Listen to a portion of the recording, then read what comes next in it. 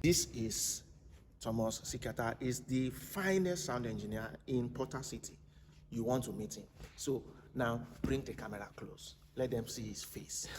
My brother, tell my audience who you be.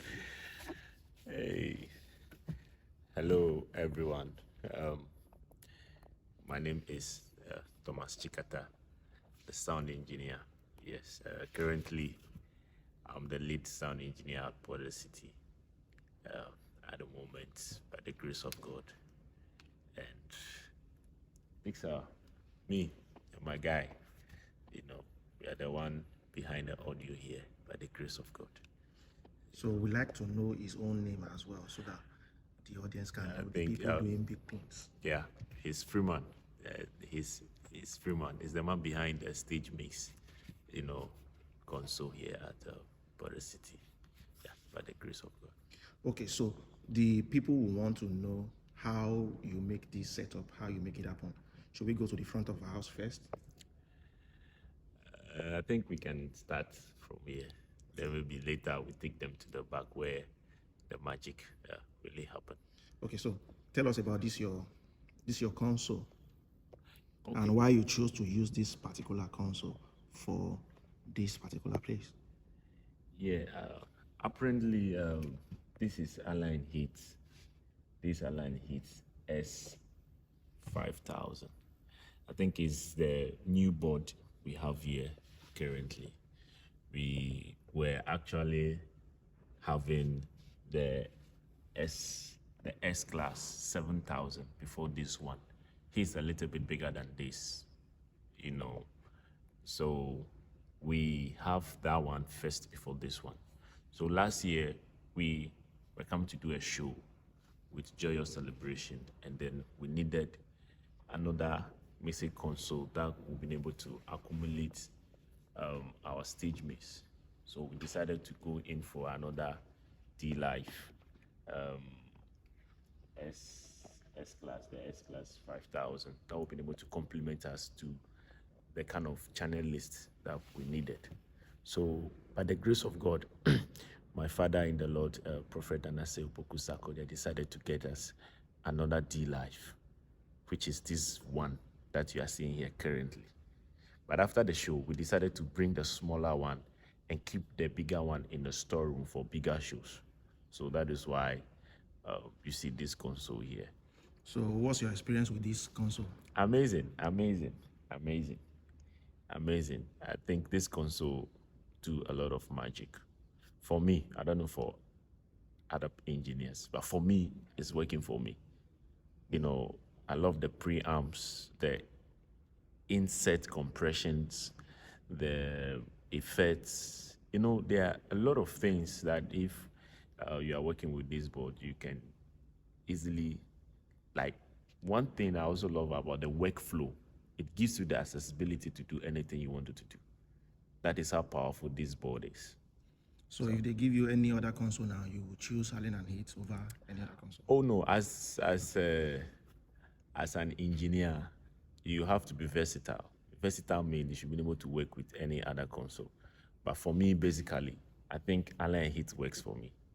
There's no Allen Hits console I've not experienced. If I'm not mistaken, I think we started with their QU32. That's Allen Hit QU32. And then later we came to Allen Hit GLD. Chrome. Yes, I've also worked with that one as well. So basically, at least 3 different types, and now we are in the 4th one. So the way the C class, the way the S class behave, the X7000 too, that's it. Their mix racks is not compatible. You can't take any other mix rack from the other console that will match up with this one. So let's talk about the inputs now. The input. So how many inputs can you achieve with this console aside from the channel strip? The input. The input is over it's over, if I'm not mistaken, it's over 100. Yeah, it's about 121 currently. So really, so that means you can control 100 and let's say 120 input on this console. Yeah. So and how many channels can you achieve? Because I realize that some sound engineers use like let's say 4 channels for a single kick with one input. 4 channels. I don't know what they are trying to achieve with all those. So you have multiple channels on this console as well. Oh yeah. Like how many channels can you The achieve?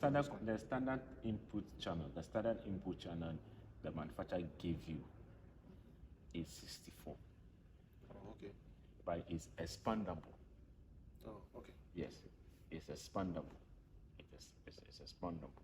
You can even expand it with two, misrag. Oh, okay. So because you have 2 of these, you can decide to run it on Dante, and running it on Dante will give you the accessibility to have all the channel strips. Oh, okay. 64 from other side, and then 64 from other side. That gives you how many channels? Behind it. That's 128. Yeah. That's 128. Yes, channel. Wow. Yeah. That's good. So let's go to the front and talk about your setup, because I realize that I have a lot of speakers around and how you do your setup on the stage, because the audience will want to know how you make this happen. I realize that you love to use Allen and Heath. Then I'm seeing JBL up here, and I'm seeing some products on the floor. I think we should go to the front and let the audience see what you are making to happen, because I have a lot of people from Nigeria that monitors your sound. They monitor your work. That means a lot of people are following you. Wow. That means they like what you are doing. Let's go. Let's go to the front. Go. So Thomas, Yeah. so I would like you to tell us what inspires you to do this setup like this.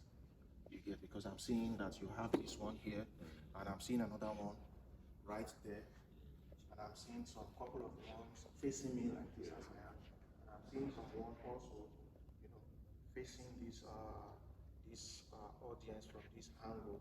Then I see a lot of speakers that you have on your stage. So don't you think this is too much, or what are you trying to achieve? Because a lot of people don't know why sound engineers do their setup the way they do. So I want you to explain to us, why do you have this setup like this? Okay. One of the reasons why you see all these monitors set up like this is the father of the house, the priest. Okay. Which is my pastor. My pastor is a very excellent man, and he's one person. When it comes to his sound, he doesn't joke with it. He can fire you because if you didn't get his sounds very well. And also, he's one man of God who you don't usually see standing on the pulpit, where you can just give 2 monitors. He's a power preacher. He's a revivalist. So he needed some amount of sound to give him that capacity to be able to hear himself, to push. And he's one person also. You see him moving around. So all these monitors you see in this 4 square, that is his movement. Oh, okay. So we decided to place all this monitor because of his movement. So all these monitors you see, that is his jurisdiction, because he loves to move around. So because of his sensitivity to sound, he doesn't want to lose touch when he moves away from the main PA.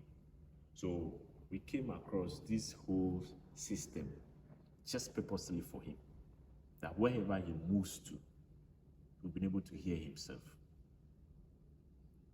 Do you get it? He moves to the front, he comes back, he goes on stage. But in this foyer, this altar, this whole environment you see, like all these monitors, they are not there for fun. You're not just for fun. Well, this is a lot of investment. Yes. When my pastor, God bless him so much. You understand? If you're able to come from Nigeria and come, it's because of him.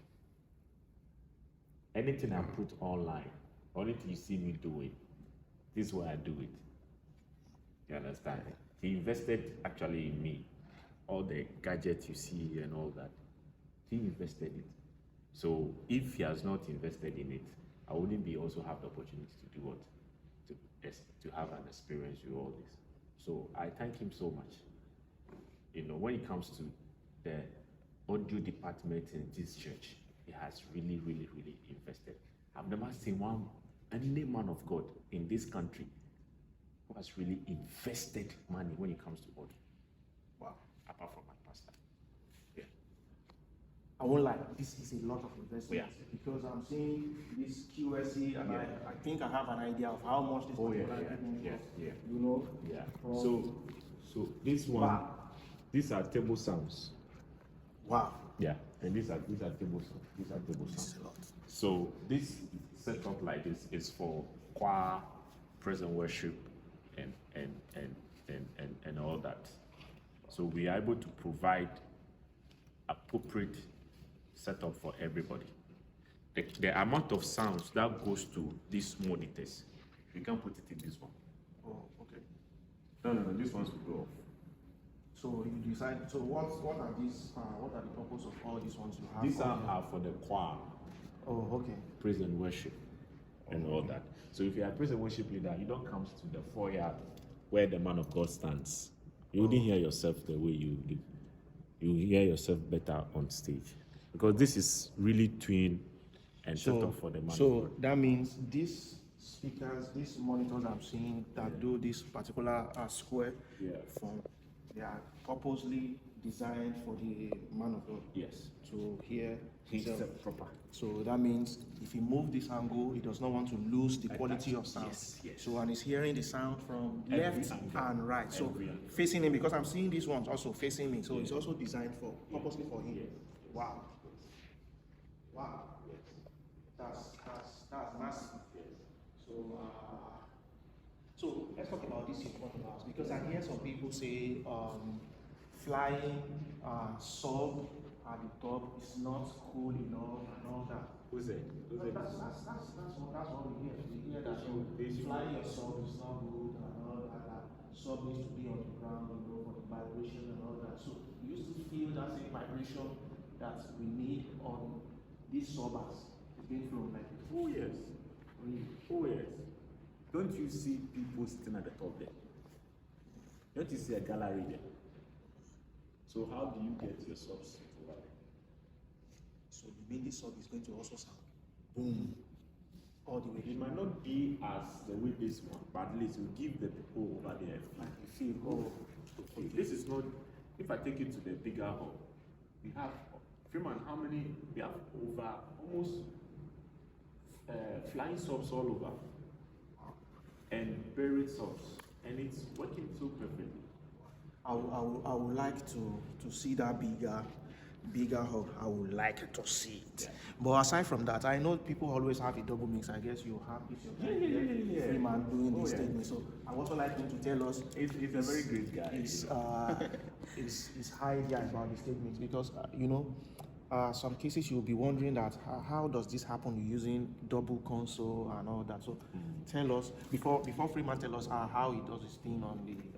So tell us, how do you go about? Why do you decide to use double mix when you can easily have one mixer on the at the front, controlling everything? Every day there are new approach that is coming. You get it. And now we are in an era where audio is not for one person. Audio is not for one person. Okay, if your church can able to afford the equipment for the rest of the guys who are just sitting beside you to also get them to work, why not? Why not? Jonathan, for how long will these guys be sitting beside you? for them to be an errand guys. No, they should also get to work. So when you have a double mixer and you put it on the go, you'll be able to also experience what you also experience over there. Maybe from the stage mix, you'll come to front of house. He's building his career. So that is just by the way. But the reason why most reasons why we try to do a split mix is so that he can also have a control. Okay, so for the performer, like all the musicians and all that, They will bring their problems on this guy, not me. oh, so let's focus on the musician people's problem. Let's focus on this man. Yeah. So how is your experience, mixing for musicians alone? What's the experience like? It's very great. Sometimes we face a lot of problems, but as we continue working with them, we realize that some of the things are not really a problem that we need to be fighting over. Just because some of them doesn't hear themselves. And now that they'll be saying, you go to the main guy and go and tell him that we want to hear keyboard over here, we want to hear drums over here. So we studied and found out that why don't we do stage mix over here? So that instead of going there, we just look at the one here, then we make a sign to the person, that the person will do whatever we want. They realize that the sopranos will be standing there, tenors will be standing here, altos will be standing here. Fixing one monitors for them all, it will get to a timer. You see some of them say, this person is louder, this one is louder, this one is louder, we can hear ourselves. So we come together and say that if that is the case, then let's divide the monitors for them. So all the monitors on the stage, some of the soprano, this side are for alto, and this side are for tenors. And then we have the main lead, the one who is leading, also have his own separate Which is this four? Yeah. So these two monitors here is for the one leading. The one leading will be standing here. This is where the one leading the choir. Okay. The one leading the song will be standing here. So his microphone comes for these two monitors. With the keyboard, the loops, the drums and everything. He feeds everything so here. You mean this speaker like this can handle a field of drums? Yes, Oh. can handle it. Oh, So we okay. put everything here for the one leading alone. So do you have in-ear for the lead singer? We have, but not all the time they use it. Oh, Because everything in the in-ear is coming here. Oh, okay. And most of the times, sometimes they have problem with the connections. Maybe they might be hearing something different here, something different. Maybe the one in the monitors will be louder than the one in the in-ear. Oh, okay. So we say that if that's the case, then why don't we use the monitors alone for them? Oh, okay. So we decided that, okay, if that's the case, then let's divide the monitors for them. So the monitor here is only made for the one leading. So that means all these monitors here now are being controlled from your own mixing console. From our own music with different outputs. Oh, okay. So that means you and the person on the front of the house does not do the same mix. So that means you are controlling yours and he's controlling. I'm controlling mine here and he also controlling his. Oh, so that means you are not the one mixing all these noise in front of. These monitors are mixing together with the front of house. Oh. And then the one here and then the one at the back side also mixing at the place. So as a monitor engineer, what is your experience with drummers, with bassists, with keyboardists? Doing this kind of a mix now, that means is giving us a kind of vibe like you are mixing purposely for the singers, the musicians alone, while the front of house is mixing for the audience. For the audience. So, what's your experience with them? Like, do they complain like, oh, I want this one, I'm not hearing myself in the front of house or whatever, or they've come to understand that no, these speakers here are for them alone and nothing. They don't have any business with the one going on in front of us. From the beginning, it was a little bit challenge for us because somebody will be standing here, listening to himself here, and at the same time try to complain about the main house. Meanwhile, when you standing here, you may be listening to the main house, but not really like the one here. Maybe the sound we are giving you here is different from the main house because you standing here, you are telling us what you want. Oh, okay. And the main house person is also depending on the main house. Maybe it's not everything that you want and the main house person will know. You and I were communicating, so you tell me what you want over here and I give you what you want. But sometimes we find it difficult because some of them try to behave as if they know something small about what we are doing, so they try to tell you this one is like, it's like you should tune it a little bit, you should tune it a little bit. But as time goes on, we are working with them, we find out that what is disturbing them is because they think they know a little bit about it. That is what is disturbing them. So as time goes on, we find a way of solving those problems, and now it looks like everything is okay with them. Oh, okay. So that means you are saying it's very important for sound engineers to work with their musicians. With their musicians. Hand in hand. Hand to hand. But have they come to realize that this is for the audience and this is for them? That is the challenge we have for the beginning. For the beginning, they were not used to it, but as time goes on, we were training them gradually. They become used to it. Okay, then a time will come, we'll be singing here, and then what we are playing here might be sometimes different from what is coming out there. Because sometimes some of the things they will tell you, this will open this one should be louder than this one should be louder than this one. When they set that sound outside, it will be different thing altogether over there. There is a sound the altos people want to hear. There's a sound the tenors want to hear. There's a sound the sopranos want to hear. So that means that's the sound they want to hear is not what the audience what they want to hear. So the person on the front of house decide what the audience want to hear. Give to the So audience. that means the person on the front of house is enjoying. That means the person will not have too much of complaint. It's just focusing on the audience alone. Yeah. I guess that's what you are saying. So let's go to all these equipment that you use, so that if you know in case you want to invest in buying equipment, you can know what to buy. Not like you will just go and you just see a picture online and you say, oh, I want that one, but you don't know the reason why they got what they do. Just look at here now. Not every church will have this kind of setup. The first thing I want to ask is, how do you link these two consoles together? Because I know it's the same input that you have here. So how do you link the two together and they are not disturbing each other? You know, this is a whole engine you see here. It's a whole system. This is the mix rack. The mix rack. Okay. And then we have the audio splits. What I'm sitting on. Okay. So this one you are sitting on now. Yeah, it's the audio splits.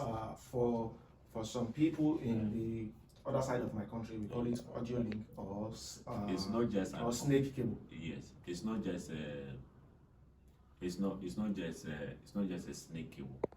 Okay. This is what gives us the accessibility to be able to split the two consoles. So that means it's not just the regular audio link that we used to do. No. Oh, This is specially made ones oh, okay. that helps you divide one audio into two. So that's why it's called Track. that's why it's called audio splits. Oh, okay. Audio split. So it comes with two layers. So if it's 64, it's 64 left, 64 right. Okay. So one goes into console A, one goes into console B. So if you have like 4 consoles as well, If you have four consoles, or let's say another console for the live stream. yeah. So you need to also split as well. If you're not running on Dante, then you have to run on audio splits. Oh, okay. Yes. So if you have Dante, do you need to use this audio split? No. So Dante is also It's also in the form here. It gives you another form. Now you run it through Cat5. Oh, okay. Yeah. So you can send audio to any console. So That should be the same console as well. So let's talk about this particular setup that you are doing now. So you are using 2 consoles. Yeah. Do you have another console for live stream? For the moment, no. Oh, We are okay. working on it actually. Okay.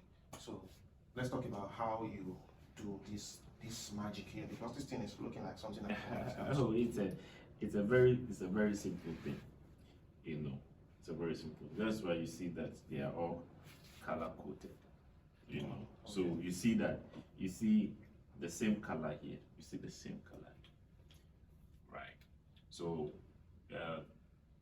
in the first video, I said that the align heat is 2. The very heavy one. That is the S class 7,000, and then the S class 5,000. Okay, but that one is for bigger shows. So in this hole, we are using Midas M32 for the stage which Freeman is mounting up. So what we do is we try to split. So we split some of the things into the Midas, and don't forget the Midas is just 32. Okay. And then this Miss rack is 64. Oh, okay. So what will happen is we try to give him all the necessary things he will need to work with individually. Then the remaining ones, I have to send things. I have to send it from my console to his console. You get it? So sometimes we just use a trick of auxiliary mix. So you mix everything into yes. Send it to him. Yes. The choir uses 18 microphones, right? Yes. 18 microphones. So we split in parts. So 6, 6, 6, 6. So that means I'm going to send him almost about 3 outputs of vocals. Okay. So 6 on one mix, 6 on another mix. And that's because the console is using his 32. It's 32. Oh, okay. And we still want to give him Every input. So you just mix one part into one auxiliary, then I sent it to him. So he will pick it up from my output here, straight into his console. Then he gets 6 out of 1, 6 out of 1, 6 out of 1. So instead of 18 inputs coming to him, that will actually take the 3. That will actually take most of his channel, then he will not be able to He mix get other it, equipment. Oh, okay. Yes. So that means if you want to do a double mix now, so that means you need audio split, Yeah. right? Yeah. So audio split, then you can easily do different things but the same input. So how does it work? Do you connect, is it the same connector that you have in this one? Yeah, you And can it's see the same thing you have on that console. No, so you know, this is just our divider.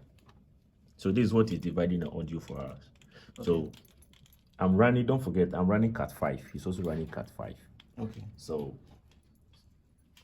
this gives you all the channels. This also gives you another channel into his console.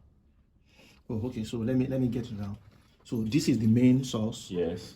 So when you need the 32 to go to the so there's a 32 here and there's 32 here. Oh, okay. So this 32 controls his own board for the monitor, and this 32 here controls your own board. And then we add up the other input into my board, which I will later send through my auxiliary mix. Then he will pick and just put into his console. So this thing has actually been confusing me all this while. For those of you that as confused as more, so it's telling you basically that using double mix does not mean you are not going to use your stage box. So the console on the stage has its own stage box, and the one on the front of house has its own stage box. Yes. So this audio split sends signal, the main signal sent from here to this guy, and this one also feed that one. Exactly. I hope you get it now. So don't go and just say give me that one, give me 2, give me 3, and not asking questions. That is why I've come with this thing, so that they can tell you, so that you know what to do. So don't come and be asking, oh, I want to use 2 mixers together and this one, you don't know this thing. Don't worry, I will be splitting all these videos so that you can understand why you need to split your audios. I hope you get this point now. Don't be new to this. So I'm seeing 18. My brother, what is going on? Yeah, so these are vocal microphones. So I see you are using Shure. Why do you decide to use Shure? Why not other products? Why other products? Because Shure is a very good microphone, and this is a directional microphone. So you trust the dynamic microphones work. It's only Shure that will give you that. So you trust Shaw to give you that quality you're looking for. Yeah. That's nice. That's nice. Yeah.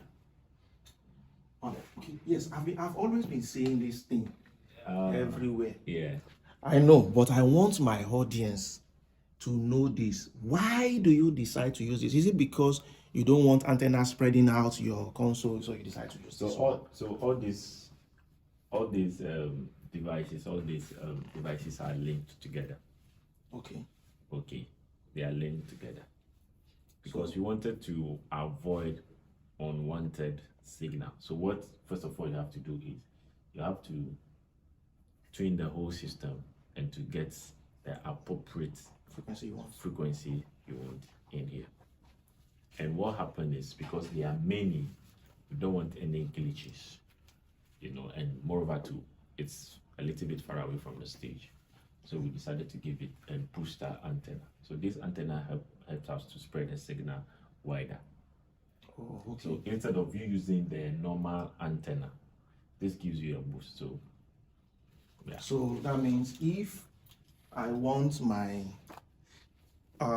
microphones now to go further than where I want to without having some glitches on the signals, that means I need antenna booster. Yeah. So can this, just for the sake of some of us, can this actually work with other products, or is just for sure alone? Yeah, sure. Oh, so don't just go and buy antenna booster and think it will work for you. I So think it has to be sure. I think other brands will also have their booster differently. Oh, okay. Anyway, I would say it's a wonderful time, having me in your church. Before you wrap up,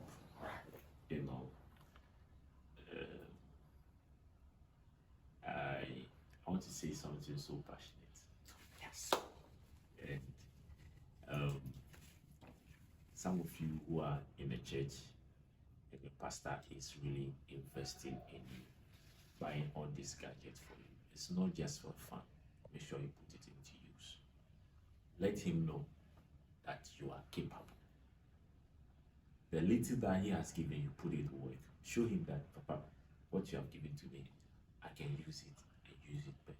So that when it goes to him next time, you'll be able to do what? Get an advanced one for you. And I really want to thank my father, the prophet.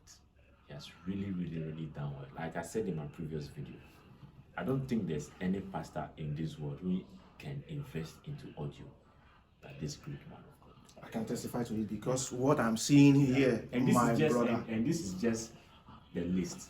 If I take it to the bigger hall, you'll be blown away. I want to be The blown. investment over there is not a joke. My brother, I want to be blown away. I want to be blown.